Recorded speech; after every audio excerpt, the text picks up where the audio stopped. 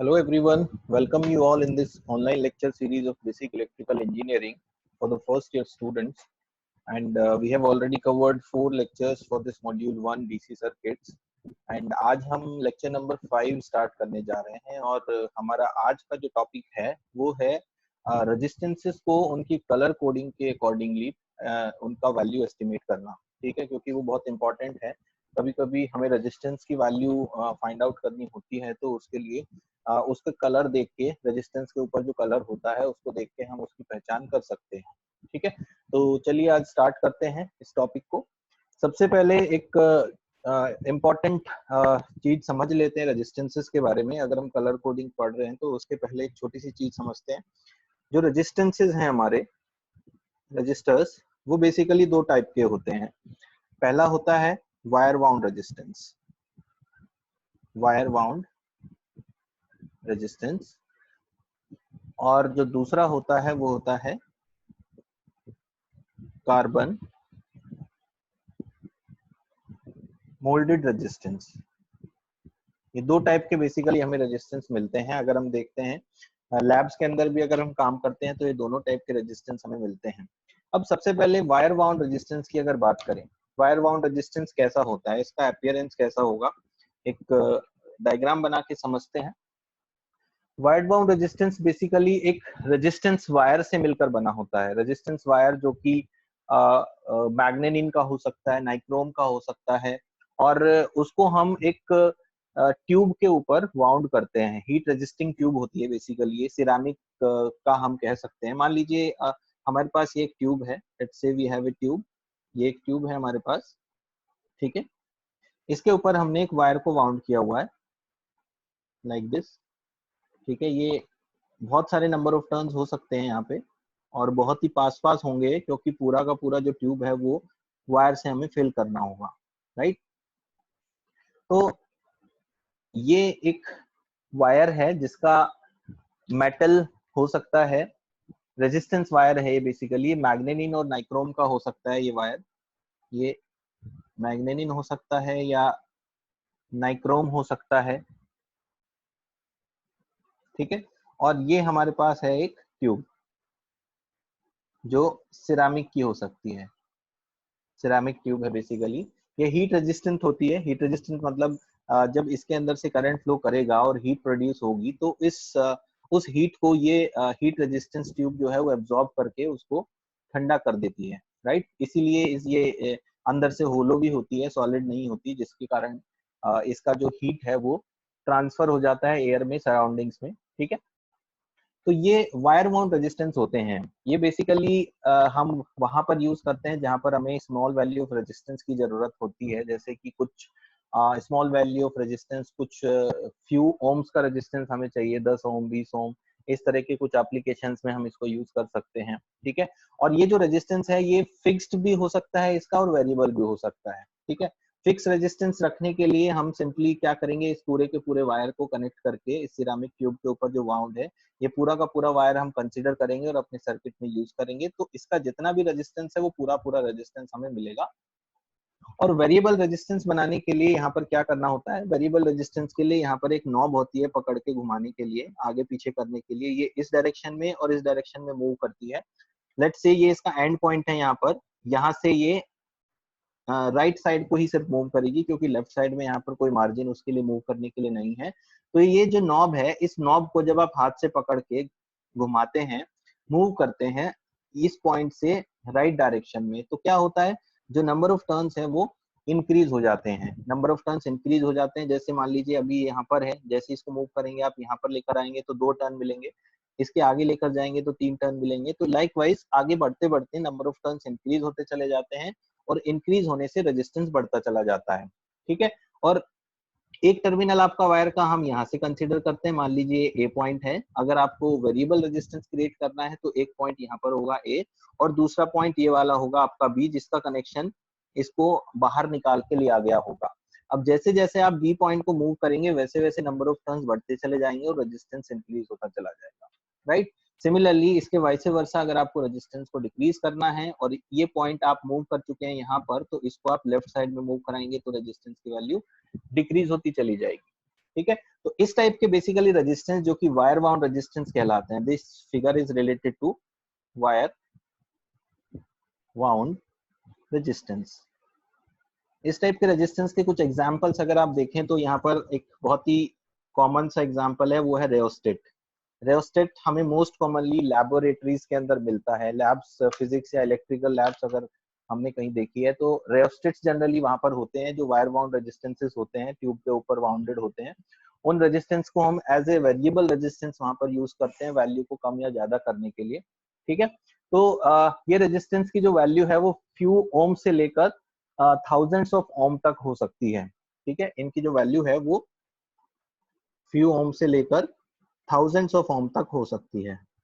और जो power rating है, पावर रेटिंग भी यहाँ पर फ्यू वॉट से लेकर किलो वॉट्स तक वेरी कर सकती है। पावर रेटिंग मतलब कि कितना वैल्यू ऑफ करंट ये हैंडल कर सकता है, क्योंकि हम देख चुके हैं power is nothing but equals to V into I. V हमारा कांस्टेंट होता है हमेशा, जब भी हम किसी वोल्टेज को लगाते हैं कांस्टेंट सप्लाई से, तो उसके अंदर जो वेरी कर सकता है वो होता है करंट। ठीक है। तो जितना ज्यादा करंट ये वायर हैंडल कर पाएगा उतना ही ज्यादा इसका पावर रेटिंग होगा, और जितना कम ये करंट हैंडल करेगा उतना कम इसका पावर रेटिंग होगा। बेसिकली करंट ही एक वो क्वांटिटी है जिसके ऊपर ये वायर की जो डिजाइन है ये उसी के ऊपर डिपेंड करती है। ठीक है। तो this is about the wire bound resistance. अब कार्बन मोल्डेड रेजिस्टेंस की अगर बात करें तो ये सबसे इंपॉर्टेंट रेजिस्टेंसेस होते हैं carbon moulded. Number 2 type carbon moulded resistance दिखते कैसे हैं, एक जनरल फिगर अपीयरेंस अगर डायग्राम इसका बनाए तो ये रेजिस्टेंस कुछ इस तरह के दिखाई देते हैं। ये दो वायर्स होते हैं जिनको हम कनेक्ट करने के लिए यूज करते हैं। यहाँ पर हमारे पास ये बॉडी होती है रेजिस्टेंस की, जिस बॉडी में कुछ कलर्स लगे हुए होते हैं। एक यहाँ पर कुछ एक कलर होगा, एक यहाँ पर एक कलर होगा, एक यहाँ पर एक कलर होगा, एंड एक यहाँ पर एक कलर होगा। ठीक है। तो ये पूरा बॉडी हो गया जिसके ऊपर 4 लाइन अलग अलग कलर की या सेम कलर की या कैसे भी हो सकती हैं। बेसिकली 4 लाइन हमें दिखाई देंगी। तो this is number 1 line, this is number 2 line, this is number 3 line, and this is number 4 line. ठीक है। 4 लाइन्स हमारे पास होती है कलर कोडेड रेजिस्टेंस में। This is basically colour coded resistance.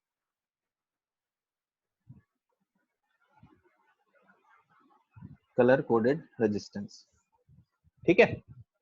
अब इसकी क्या जरूरत है इस टाइप के रेजिस्टेंस की? बेसिकली जो इलेक्ट्रॉनिक सर्किट्स होते हैं, आपने देखा होगा टीवी में, रेडियोज में, या छोटे मोटे जो इलेक्ट्रॉनिक डिवाइसेस होते हैं सब में इसी टाइप के रेजिस्टेंस लगाए जाते हैं। तो इनका बेसिकली यूज ये है कि अगर आपको हाई वैल्यू ऑफ रेजिस्टेंस चाहिए, अगर आप पुराने वाले टाइप के रेजिस्टेंस की बात करें और इसमें अगर आपको हाई वैल्यू ऑफ रेजिस्टेंस चाहिए तो आपको एक बहुत बड़ा एक पीस लेना होगा, जिस पीस के ऊपर वायर बाउंड होगा और उस वायर का रेजिस्टेंस के अकॉर्डिंग आपका रेजिस्टेंस डिसाइडेड होगा। तो it will take a lot of space, जबकि आपको पता है इलेक्ट्रॉनिक सर्किट में स्पेस बहुत ही छोटा सा होता है, जहां पर आपको छोटे छोटे रेजिस्टेंसेस को लगाना होता है और बहुत ही माइन्यूट से सर्किट्स में आपको उसको अटैच करके कनेक्शंस देने होते हैं। तो इन टाइप के केसों में जहां पर इलेक्ट्रॉनिक सर्किट्स लगे हुए हैं वहां पर हाई वैल्यू रेजिस्टेंस को पाने के लिए हम क्या करते हैं कि जो कार्बन है, कार्बन मटेरियल चूंकि एक हाईली रेजिस्टिव मटेरियल है जिसका रेजिस्टेंस बहुत हाई होता है, उसके पाउडर को हम मिक्स करते हैं कुछ ऐसे मटेरियल्स में, बाइंडिंग मटेरियल्स में, जिससे उसको बाइंड किया जा सके, बांध के रख सके। और फाइनली जब हम उसको बाइंड करके एक शेप में ले आते हैं तो उसके ऊपर एक इंसुलेटिंग मटेरियल लगा के उसको कवर अप कर देते हैं। तो आपको जो रेजिस्टेंस बाहर की तरफ से दिखता है, जो बाहर की बॉडी है, ये बेसिकली क्या होती है? इंसुलेटिंग मटेरियल होती है ये। दिस इज इंसुलेटिंग मटेरियल जो बाहर से आपको दिखता है, और अंदर इसके जो भी कुछ होता है वो बेसिकली होता है आपका कार्बन, जिसके जिससे रेजिस्टेंस की वैल्यू डिसाइड होती है, और उसमें एक ऐसा मटेरियल जिसकी हेल्प से हम उसको बाइंड करते हैं, बांध के रख सकते हैं। ठीक है। अब हमारा जो बेसिक फंडामेंटल था यहाँ पर इस टॉपिक का, वो था कलर कोडेड रेजिस्टेंस को पहचानना, कि किस तरह से हम उसकी कलर कोडिंग से रेजिस्टेंसेस को देख सकते हैं। ठीक है। तो उसके लिए हमारे पास एक रेफरेंस टेबल होती है रेजिस्टेंस कलर कोडिंग के लिए। रेजिस्टेंस कलर कोडिंग के लिए एक रेफरेंस टेबल होती है हमारे पास, जिसमें सबसे पहले होता है कलर, उसके बाद होता है नंबर, उसके बाद होता है मल्टीप्लायर, एंड देन फाइनली होता है टॉलरेंस। ठीक है। ये 4 चीजें हमारे पास इस टेबल में होती हैं, और जो टॉलरेंस है वो होता है परसेंटेज में। ठीक है, तो हम अभी देखते हैं कि ये टेबल में क्या क्या चीजें हैं, राइट। तो ये है हमारे पास टेबल जिसके अंदर सारी डिटेल्स फिल्ड हैं। इसमें आप देखेंगे कि कलर्स में आपके पास ब्लैक है, ब्राउन है, रेड है, ऑरेंज है, yellow, green, blue, violet, grey, white, gold, silver and no colour. Here we have numbers from 0 to 9। White के पास 9 है, उसके बाद गोल्ड, सिल्वर और नो कलर के लिए कोई नंबर नहीं है। मल्टीप्लायर में we have 1, 10 to the power 1, 2, 3, 4, 5, 6, 7, 8, 9। And then for gold we have 10 to the power minus 1, we have silver for 10 to the power minus 2, and there is no multiplier for no color. And we have tolerance of 5%, 10% and 20%. 5% for gold, 10% for silver, 20% for no color। ठीक है, तो सबसे पहले तो इसको table को हमें याद रखना है। ये टेबल हमेशा याद होनी चाहिए अगर आप किसी भी रेजिस्टेंस की वैल्यू को फाइंड आउट कर रहे हैं। ठीक है, तो इसको याद करने का एक फंडामेंटल है, एक सेंटेंस है जिसकी हेल्प से हम इसको याद कर सकते हैं। वो क्या है? And this is B. Roy of Great Britain had a very good wife। ठीक है, ये एक सेंटेंस है जिसके हेल्प से आप ये जो टेबल है इसको याद रख सकते हैं। कैसे याद रखेंगे? B Roy, B stands for black, B stands for brown, R stands for red, O stands for orange, Y stands for yellow। Of, there is no meaning of this of here। Great में से G को आप लेंगे, G for green। Then Britain में से B को आप लेंगे blue। Had A से कुछ नहीं होगा। Very में से V आपको लेंगे, V for violet। Good में से G आप लेंगे, G for grey। And wife के लिए white। ठीक है, यहाँ तक आपका ये सेंटेंस कवर कर देता है white तक। एंड उसके बाद जो तीन और 4 कलर्स हैं, gold, silver and no colour, ये हमें वैसे ही याद रखने होंगे। इसके लिए कोई भी कोड यहाँ पर एप्लीकेबल नहीं है जिससे हम इसकी वैल्यू को, इसके कलर को याद रख सकते। तो ये सेंटेंस हमें बेसिकली याद रखना है अगर ये टेबल को याद रखना है। ठीक है, तो किसी भी रेजिस्टेंस की वैल्यू को फाइंड आउट करने के लिए we must remember this particular sentence. And with the help of this sentence, इस सेंटेंस की हेल्प से हम ये टेबल को क्रिएट करेंगे। इन नंबर्स को हम ऑर्डर्स में लिखेंगे, क्योंकि अगर हमारे पास ये कलर्स ऑर्डर में याद हैं तो ये नंबर्स भी हम ऑर्डर में इजीली याद रख सकते हैं। देन मल्टीप्लायर्स में आप देखेंगे 10 टू द पावर 0 है, नेचुरली 10 टू द पावर 0 1 होता है। बाकी इसके बाद इंक्रीजिंग ऑर्डर में अप टू 9 तक हम जाते हैं, फिर 10 to the power -1, 10 to the power -2। And tolerance में there are only 3 terms, that is 5, 10 and 20, right. तो अभी हम एक एग्जांपल ले लेते हैं। एग्जांपल के बेसिस पे देखेंगे कि कैसे किसी रेजिस्टेंस की वैल्यू को हम फाइंड आउट कर सकते हैं। ठीक है, एक एग्जांपल हम ले रहे हैं। यहाँ पे एग्जांपल है, एक एग्जांपल लिया हमने एक ऐसे रेजिस्टेंस का जिसके अंदर कलर बैंड सीक्वेंस है grey, blue, gold and gold. ये कलर सीक्वेंस दे रखा है यहाँ पर। ठीक है, तो इसकी वैल्यू को हमें फाइंड आउट करना है। एक ऐसा रेजिस्टेंस हमारे पास है जिसका फर्स्ट बैंड है ग्रे, सेकंड बैंड है blue, third band is gold and fourth band is also gold. ठीक है, तो इसको हम सबसे पहले कुछ इस तरह से लिखेंगे। We have first band grey, we have second band blue, we have third band gold and we have fourth band also gold। ठीक है, अब 4 बैंड हमारे पास है। 4 बैंड के हिसाब से हम देखते हैं ग्रे। ग्रे कलर कहाँ पर है, हमें सबसे पहले लोकेट करना होगा। Colour grey is here. First band के लिए ग्रे कलर है, ग्रे कलर के लिए नंबर है 8, तो 8 नंबर आप यहाँ पर यूज करेंगे। Here will write 8, right. Second band में आपके पास ब्लू है, ब्लू को आप लोकेट करेंगे टेबल में। Blue is here, this blue number is 6, you will write here 6। Third band है आपके पास गोल्ड। गोल्ड के लिए हमारे पास जो मल्टीप्लायर है, there is no number for gold but we have multiplier as 10 to the power -1। And fourth band is gold. Gold के लिए हमारे पास जो टॉलरेंस है that is 5, we have ±5% of tolerance here.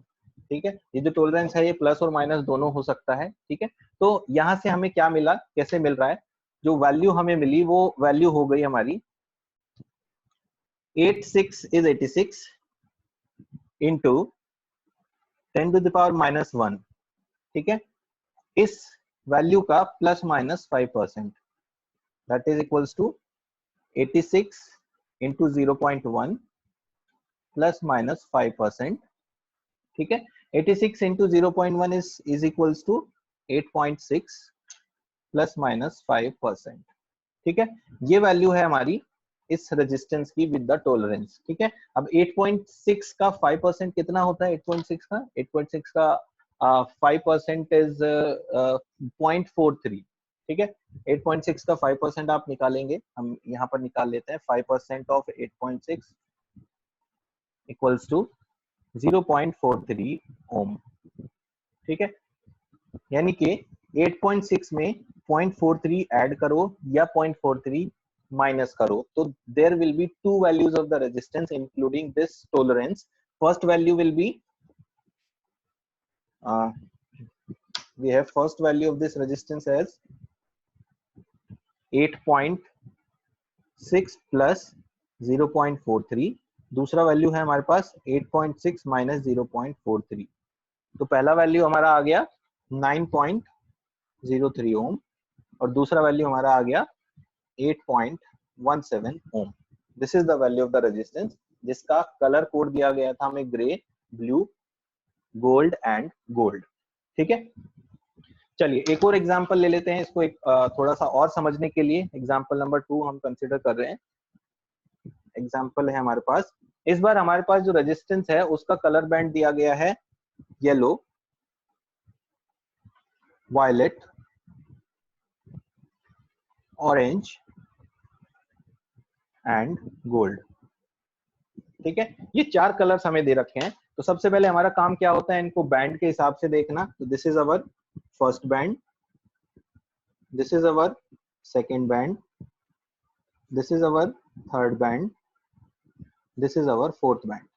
Band देखने का क्या तरीका है, हमने अभी अभी देखा था। जो पीछे रेजिस्टेंस बना हुआ है उस रेजिस्टेंस को हमें कुछ इस तरह से लुक करना है कि फर्स्ट बैंड हमारा ये है जो नियर टू टर्मिनल है। यहाँ देखिए जो डिफरेंस है इसमें रेजिस्टेंस में, इस साइड गैप ज्यादा है, इस साइड गैप कम है। तो जो कम गैप साइड वाला जो स्ट्रिप है वो आपका फर्स्ट बैंड होगा और उसके हिसाब से आगे आप बढ़ेंगे 1 2 3 4 पे, ठीक है।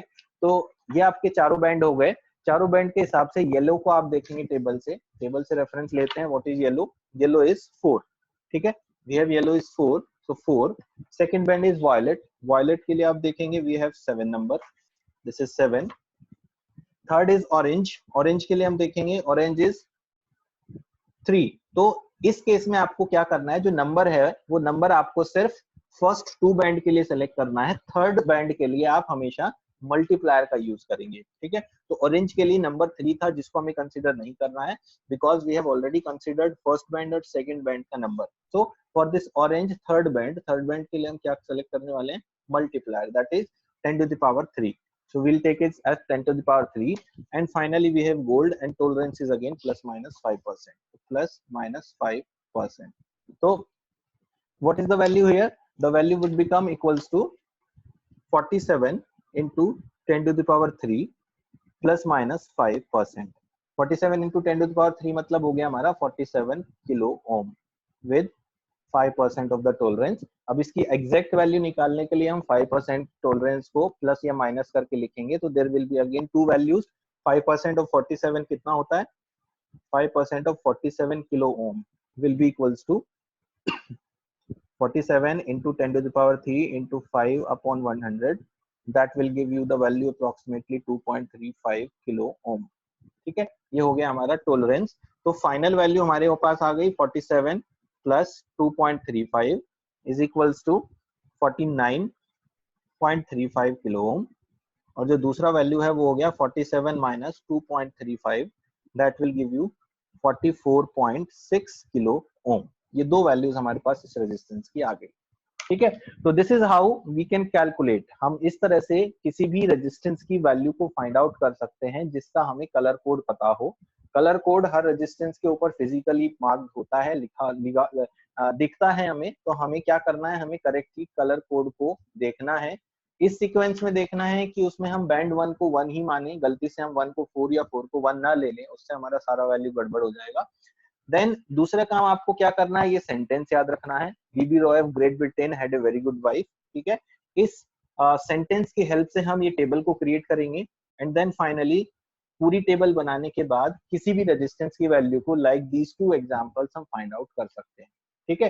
तो आप लोग कुछ और रेजिस्टेंसेस को उठा के उनकी वैल्यूज को कैलकुलेट करने की कोशिश करिएगा और इसको समझिएगा, ताकि हम एक अप्रोक्सीमेट टॉलरेंस के साथ वैल्यू को फाइंड आउट कर सके, ठीक है। तो इस लेक्चर में हम इतना ही कवर कर रहे हैं। This was lecture number 5 for DC circuits module 1। आगे हम बढ़ेंगे नेक्स्ट लेक्चर्स के लिए। लेक्चर नंबर जो 6 आएगा वो इसके बाद लेक्चर नंबर 6 हम कवर करेंगे, जल्दी हम उसको रिलीज करेंगे, ठीक है। टिल देन इसकी प्रैक्टिस करिए। Okay, thank you.